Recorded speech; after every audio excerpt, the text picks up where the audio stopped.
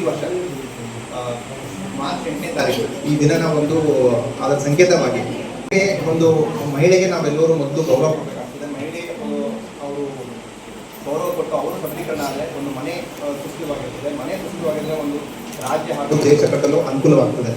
So ನಮ್ಮ ಸಮಾಜ ಮೊದಲು ಪುರುಷ ಪ್ರಧಾನ ಸಮಾಜ ಆಗಿತ್ತು. ಮಹಿಳೆಯರಿಗೆ ಸಬಲೀಕರಣ ಮಾಡಬೇಕಾದ್ರೆ ನಾವು ಈ ಥರ ಕಾರ್ಯಕ್ರಮವನ್ನು ಈ ಥರ ತರಬೇತಿ ಸಂಸ್ಥೆಯವರು ಮಾಡ್ತಾ ಇರೋದು ಒಳ್ಳೆಯ ಕೆಲಸ. ಜಸ್ಟ್ ಒಂದು ಉದಾಹರಣೆ ಕೊಡಬೇಕಾದ್ರೆ ಮಹಿಳೆಗೆ ನಾವು ಉತ್ತೇಜನ ಕೊಟ್ಟರೆ ಏನಾಗ್ತದೆ ಅನ್ನೋ ಒಂದು ನೋಡಬೇಕಾದ್ರೆ ಇಂದಿರಾ ಗಾಂಧಿ ಫೋಟೋ ಹಾಕಿದ್ದಾರೆ. ಇಂದಿರಾ ಗಾಂಧಿ ನೋಡ್ಬೋದು ಕೆಲಸ ಮಾಡಿ ತೋರಿಸ್ಬೋದು. ಅದು ಯಾಕೆ ಕಾರಣ ಆಯಿತು ಅಂದರೆ ಅವರ ತಂದೆ ಅವರಿಗೆ ಕೊಟ್ಟಂತಹ ಒಂದು ಎಕ್ಸ್ಪೋಜರ್. ಆ ಎಕ್ಸ್ಪೋಜರ್ನ ಈ ರೀತಿ ಅಂದರೆ ಎಲ್ಲರಿಗೂ ಆ ರೀತಿ ಎಕ್ಸ್ಪೋಜರ್ ಸಿಗೋದಿಲ್ಲ. ಬಟ್ ಈ ರೀತಿ ಎಷ್ಟಾಗುತ್ತೋ ಅಷ್ಟು ನಾವು ಎಕ್ಸ್ಪೋಜರ್ ಕೊಟ್ಟರೆ, ಈ ರೀತಿ ತರಬೇತಿ ಸಂಸ್ಥೆಯಿಂದ ಮಾಡುವಂಥ ಕೆಲಸದಿಂದ ಕೊಟ್ಟರೆ ಏನಾಗ್ತದೆ, ಮಹಿಳೆಯರು ಕೂಡ ಆಗ್ತಾರೆ. ಅವರು ಸಮಾಜದಲ್ಲಿ ಸಮಾನತೆಯಿಂದ ಬದುಕುವಂಥ ಒಂದು ಸ್ಥಿತಿ ಉದ್ಭವ ಆಗ್ತದೆ. ಈಗ ಸರ್ಕಾರ ಎಲ್ಲ ಕೆಲಸಗಳನ್ನು ಮಾಡ್ತಾಯಿದೆ. ಅಂದರೆ ಸರ್ಕಾರದವರು ಮಹಿಳೆಯರಿಗೆ ಉತ್ತೇಜನ ಕೊಡೋದು, ಈಗ ಫ್ರೀ ಬಸ್ ಮಾಡಿದ್ದಾರೆ, ಆಮೇಲೆ ಮಂತ್ಲಿ ಅವ್ರಿಗೆ 2000 ರೂಪೀಸು ಕೊಡ್ತಾ ಇದ್ದಾರೆ. ಇದೆಲ್ಲದನ್ನು ಒಂದು ಬಳಸ್ಕೊಂಡು ಮಹಿಳೆಯರು ಸದೃಢ ಆದರೆ ನಮ್ಮ ಸಮಾಜ ಒಂದು ಉನ್ನತ ಸಮಾಜ ಆಗ್ತದೆ. ಯಾಕಂದರೆ ಸಮಾಜದಲ್ಲಿ ಪುರುಷರು ಎಷ್ಟಿದ್ದಾರೋ ಅಷ್ಟೇ ಭಾಗ ಮಹಿಳೆಯರು ಕೂಡ ಇದ್ದಾರೆ.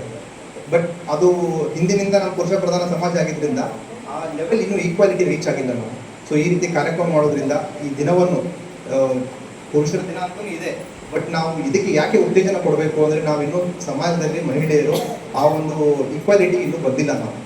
ಸೊ ಈ ದಿನನ ಆಚರಿಸಿ ನಾವೆಲ್ಲರೂ ಇದನ್ನು ಬೇರೆದವ್ರಿಗೂ ನೀವು ಮೆಸೇಜನ್ನು ಸ್ಪ್ರೆಡ್ ಮಾಡಬೇಕು. ನಾನು ಇಲ್ಲೇ ಕನಕಪುರದಲ್ಲಿ ವಾಸವಾಗಿದ್ದೀನಿ. ಈ ಥರ ಒಂದು ತರಬೇತಿ ಕೇಂದ್ರ ಇದೆ ಅಂತ ನನಗೆ ಗೊತ್ತಿಲ್ಲ.